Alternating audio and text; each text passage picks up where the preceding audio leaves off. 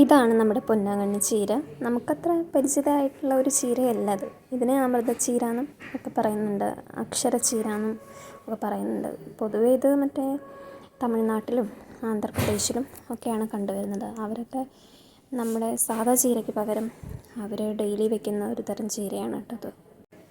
ഇത് നമുക്ക് തൃശ്ശൂർ പോയി കഴിഞ്ഞാൽ, തൃശ്ശൂർ നമ്മുടെ നായ്ക്കനാർ ഗണപതി കോവിലെത്തും മുന്നേ ലെഫ്റ്റ് സൈഡിൽ ഒരുപാട് ചേച്ചിമാർ ഫുട്പാത്തിൽ വെക്കുന്നത് കാണാം. ഒരുപാട് ചീരകളുണ്ട് കേട്ടോ അവരുടെ അടുത്ത്. അപ്പോൾ നമ്മൾ ഇതൊന്ന് ചോദിച്ച് വാങ്ങിച്ചതാണ് കഴിഞ്ഞ ദിവസം. ഇത് നമുക്ക് വീടുകളിലും വെച്ച് പിടിപ്പിക്കാം കേട്ടോ. 1.5 മാസം കൊണ്ട് നമുക്ക് ഇത് മുറിച്ചെടുത്ത് കറി വയ്ക്കാൻ പാകത്തിന് ആയിട്ട് ഉപയോഗിക്കാം. മഞ്ഞുകാലത്താണ് ഇവ കൂടുതലായിട്ട് ഉണ്ടാവുന്നത്. അപ്പോൾ നമ്മുടെ പൊന്നാങ്കണ്ണി ചീര അരിഞ്ഞ് വെച്ചിട്ടുണ്ട്. അതിൽ മഞ്ഞ കളറുള്ള ഇലകളൊക്കെ മാറ്റിയിട്ടാണ് നമ്മൾ അരിഞ്ഞിരിക്കുന്നത്. അത് നന്നായി എന്നിട്ട് കഴുകി വൃത്തിയാക്കിയതാണ്. അത് കണ്ടോ, ആ തണ്ടിൽ ചെറിയൊരു ഹോള് പോലെയൊക്കെ ഉണ്ട്. അപ്പോൾ നമ്മൾ അതൊക്കെ നന്നായി കഴുകി, മണ്ണും ഒക്കെ ഉണ്ടാവും. പിന്നെ അതിൽ വേറെ കുറേ ഇലകളൊക്കെ ഉണ്ടായിരുന്നു, അതൊക്കെ നമ്മൾ മാറ്റി. അപ്പോൾ അതിലേക്ക് എന്തൊക്കെ വേണമെന്ന് നോക്കാം.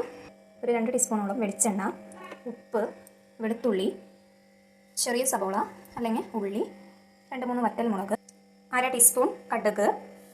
പിന്നെ നമ്മൾ തേങ്ങ ഒരു അരമുറി വേണ്ട, തികച്ച് വേണ്ട. ചിലർക്ക് തേങ്ങ ഇടുന്നത് ഇഷ്ടമാവും, ചിലർക്ക് ഇഷ്ടപ്പെടില്ല. അപ്പോൾ അത് എങ്ങനെയാണ് നമുക്ക് താല്പര്യം എന്ന് വെച്ചാൽ അത് നോക്കിയിട്ട് ഇടാം. അപ്പോൾ നമുക്ക് ഇതെങ്ങനെ ഉണ്ടാക്കാം എന്നുള്ളത് നോക്കാം. ഈ ചീര ചിലർ എങ്ങനെ ചെയ്യുന്നത് വെച്ചാൽ ഇത് വേവിച്ച് അതിൻ്റെ വെള്ളം ഊറ്റി കളഞ്ഞിട്ട് ചെയ്യുന്നവരുണ്ട്. ഉപ്പും മഞ്ഞൾപ്പൊടി ഇട്ട് ഊറ്റി കളഞ്ഞിട്ട് ചെയ്യുന്നവരുണ്ട്. പിന്നെ 1 ടീസ്പൂൺ മഞ്ഞൾപ്പൊടി, പിന്നെ 1.5 ടീസ്പൂൺ മുളക് പൊടി. ഇത് ഞങ്ങൾ ചീനിമുളകും കൂടി പൊടിച്ച് ചേർത്തിട്ടുള്ള മുളകാണ്. ചീനിമുളക് എന്ന് പറയുമ്പോൾ നമ്മുടെ ഇവിടെ തൃശ്ശൂരുകാർ പറയുമ്പോൾ എന്ത് പറയും, ചൂനിയ മുളക് പറയും. അപ്പോൾ അത് കാരണം നല്ല എരിവുണ്ടാവും. അത് കാരണം 1.5 ടീസ്പൂൺ എടുത്തിട്ടുള്ളൂ. അപ്പോൾ നമുക്ക് എരിവ് കൂടുതൽ എങ്ങനെയാണെന്ന് വെച്ചാൽ നമ്മളത് നോക്കിയിട്ട് എടുക്കുക. ഇത് നമ്മൾ പഴുത്ത ഇലകൾ മാറ്റി വെച്ചിട്ടുള്ളതാണ് കേട്ടോ. നമ്മൾ ആദ്യം സ്റ്റവ് കത്തിച്ച് അതിലേക്ക് വെളിച്ചെണ്ണ ഒഴിക്കുന്നു. എണ്ണ ചൂടായി കഴിഞ്ഞാൽ അതിലേക്ക് കടുക് ഇടുക. കടുകൊന്ന് പൊട്ടി കഴിയുമ്പോൾ മുഴുവൻ മുളക് ഇടുക. അതിലേക്ക് അരിഞ്ഞു വെച്ചിരിക്കുന്ന ഉള്ളി. പിന്നെ നമ്മൾ ഇപ്പം തന്നെ ഉപ്പിട്ട് കൊടുക്കുന്നുണ്ട്.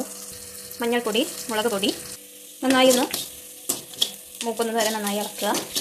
അതിനുശേഷം വെളുത്തുള്ളി അവസാനം, ആ മണം നിൽക്കാനാണ് അവസാനം ഇടുന്നത്. അത് നന്നായി ഇളക്കി കൊടുക്കുക. അത് നന്നായി മൂത്ത് വരുമ്പോൾ നമ്മൾ ആ ചീര അതിലേക്ക് ഇടുന്നു. ഇതിൽ തന്നെ വെള്ളം ഉണ്ടാവും. അപ്പോൾ നമ്മൾ സ്പെഷ്യലായിട്ട് വെള്ളം ഒഴിക്കൊന്നും വേണ്ട. ഇതിലേക്ക് വെള്ളം നന്നായിട്ടുണ്ടാവും.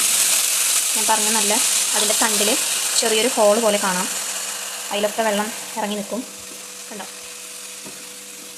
അതിട്ട് നന്നായി ഇളക്കി കൊടുത്ത് 2 മിനിറ്റ് മൂടി വയ്ക്കുക. ഈ ചീര നല്ല ഔഷധ ഗുണമുള്ള ചീരയാണ്. ചീര പൊതുവെ നമുക്കറിയാം അയൺ കണ്ടൻറ്റും ഒക്കെ ഉള്ളതാണ്. ഈ ചീര പ്രത്യേകത എന്ന് പറഞ്ഞാൽ കണ്ണ് കാഴ്ചയ്ക്ക് വളരെ നല്ലതാണ്. അതുപോലെ തന്നെ ചെറിയ കുട്ടികൾക്ക് പാല് കൊടുക്കുന്ന അമ്മമാരുണ്ടെങ്കിൽ അവർക്ക് മുലപ്പാല് വർധനവിനും ഒക്കെ നല്ലതായിട്ടുള്ളൊരു ചീരയാണ് ഇട്ടത്. അപ്പോൾ ഇതിന് ചെറിയൊരു ചവർപ്പ് പോലെ ഉണ്ടാവും. അതാണ് അതിൻ്റെ ഗുണമെന്ന് പറയുന്നത്. അപ്പോൾ ഓരോ ചീരയ്ക്കും അതിൻ്റേതായ ടേസ്റ്റ് വ്യത്യാസങ്ങളുണ്ടാവും. ഒരു പാലക് ചീരയുണ്ട്, അപ്പോൾ അതും ഇതുപോലെ തന്നെ വ്യത്യാസങ്ങളുണ്ടാവും ഓരോന്നും. ഇത് നമുക്ക് തൃശ്ശൂർ പോവുകയാണെങ്കിൽ എപ്പോഴും കിട്ടും. അത് നമ്മുടെ നായ്ക്കനാലി ഗണപതി കോവിലെത്തുന്ന മുന്നേ റൗണ്ടിൽ ലെഫ്റ്റ് സൈഡിലായിട്ട് ഒരുപാട് ചേച്ചിമാർ ഈ ചീരയും ഒരുപാട് ഇലകളൊക്കെ ആയിട്ട് വിൽക്കുന്നത് കാണാം. അവിടെ നിന്നാണ് ഇത് വാങ്ങിച്ചത്. ഉപ്പും മുളകും കൂടുതൽ വേണമെന്ന് തോന്നുന്നവർക്ക് നോക്കിയിട്ട് ആവശ്യാനുസരണം ഇടാം കേട്ടോ. ചീര നന്നായിട്ട് ആയി എന്ന് തോന്നുമ്പോൾ നമുക്ക് തേങ്ങ ചെറുകിയിട്ടിട്ട് ഒന്ന് ഇളക്കി കൊടുക്കാം. അതിന് ശേഷം 2 മിനിറ്റിന് ശേഷം നമുക്ക് മൂടി വെച്ച് ഉപയോഗിക്കാം കേട്ടോ.